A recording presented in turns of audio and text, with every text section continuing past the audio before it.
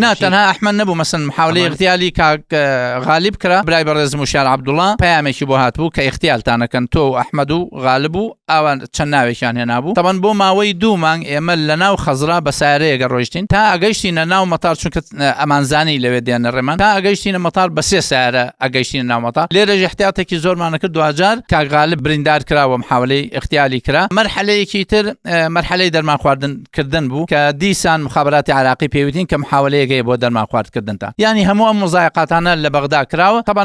پەنایان برد بۆ ئوسلوبی ڕەخیس لەگەڵەوەی کاتێک کاندید بووم لە بەرامبەر مامۆستا بەشیر یەکێک لە با بڵێن ئەوانەی کە نزیک بوون لە قیادەی پارتی تەلەفۆنی بۆ کردم کە بەچی سازش ئەەکەی بابۆت بکەین بەس ڕقم بنووسە بۆ پارە بەس داوای پۆست بکە وتم هیچم ناوێ تەنها ئەمەوێ ممارەسەی حەقێکی شەرعی و قانونی خۆم بکەم وەک نوێنەری هێزێکی سیاسی کە ئێمە قبوڵی ناکەین لە هیچ کەس مزایدەمان بەسەرەوە بکە و بەبێ پرسی ئێمە بڕاتە ناو پرۆسەیەکی سیاسی بۆیە دوجار پرۆسەکە بەو شێوەیە کەوتۆ برای بەڕێزم کاک ئومێد ئەو کات ئەو مەقالەکەی نووسی ئەو بەو مقدمە دەسی پێکرد بوو بەس من ئەزانم چەندێک پارەیان خستە بەردەم ئەحمەدی حاجی ڕەشی و سازشی نەکرد و فعلەن دەنگدانەوەیەکی ئەوەندە گەورەی هەبوو ئەوە بوو بە ناسینی کۆمەڵ و کادیرەکانی کۆمەڵ لەناو پەرلەمانی بەغدا هەر ئەوە بوو دوایی فراوانترین علاقم لە بەغدا دروست کرد لە فترەی من کە لە بەغدا بووم ئەتوانم بڵێم باشترین